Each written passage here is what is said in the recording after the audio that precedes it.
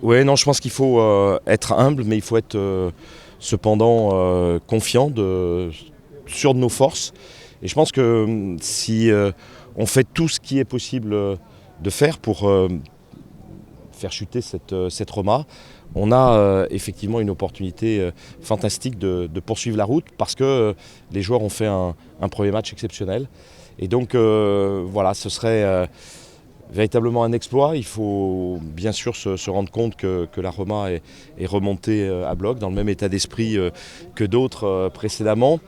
Mais ceci étant, nous aussi, on est remonté à bloc et on sait qu'on n'aura pas d'autre chance pour poursuivre la route. Donc voilà, donc on va mettre toutes nos compétences, toute notre volonté, toute notre dimension et notre expérience de Coupe d'Europe pour faire en sorte de poursuivre l'aventure. Parce que quand on fait une saison difficile, les opportunités sont d'autant plus importantes à saisir.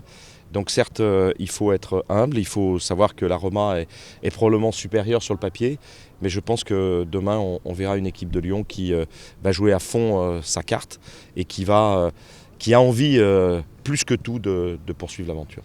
Ça va porter l'OL parce que, bien sûr que je l'ai évoqué, ce serait un exploit extraordinaire de venir éliminer la Roma qui est deuxième du championnat italien, qui a fait des efforts très, très importants de recrutement cette année, qui est sous un régime, on va dire, d'actionnaires très ambitieux, actionnaires américains, d'investissement, de projets de stade.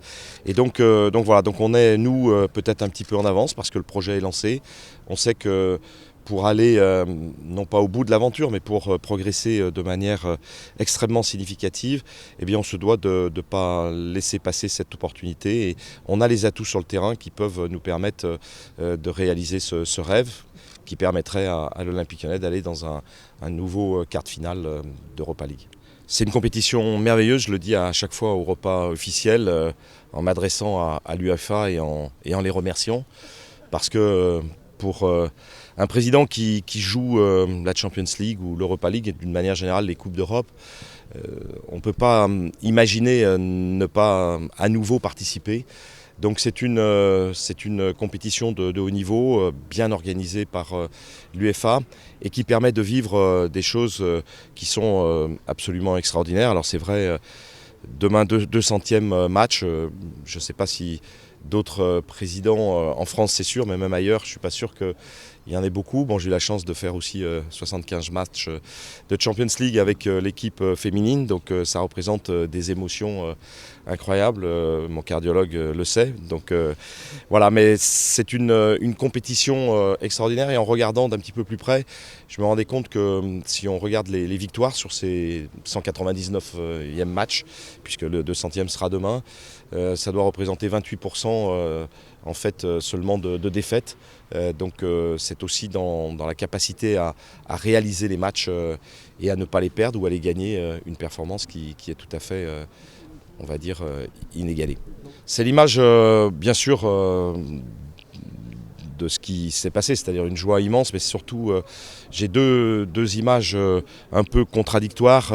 L'une très triste quand j'y pense, puisque c'était Thierry Gilardi qui commentait le match, donc c'était, et quand j'y repense, vraiment très émouvant. Et puis l'autre image, c'est l'arrivée de Michel Platini dans le vestiaire, qui laissait déborder une joie.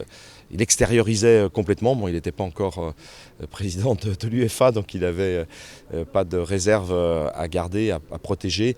Et donc voilà, donc c'est vraiment des images de personnalité et d'émotion vraiment très fortes. Ouais, je me souviens, puisqu'on était venu le mercredi avant, voir Lazio Juventus.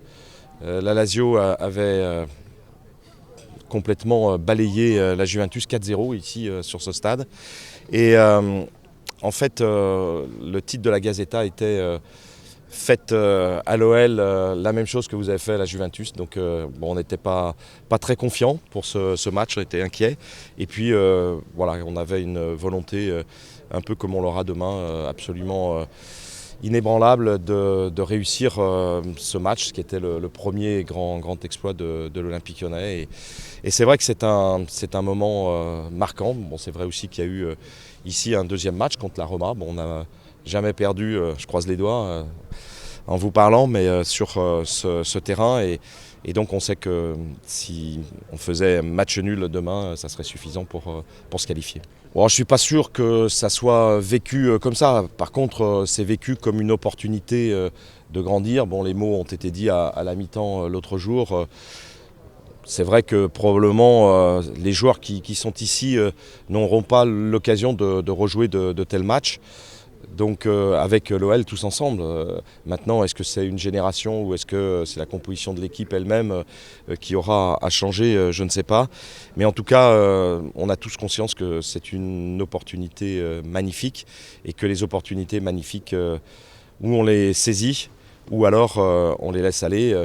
Bon, on sait que pendant cette période formidable de l'Olympique Lyonnais, on a joué 5 quarts de finale de Coupe d'Europe, une demi-finale. Sans compter bien sûr les performances de l'équipe féminine. Donc voilà, donc c'est une opportunité d'enrichir le palmarès et surtout c'est une porte entrouverte sur la suite.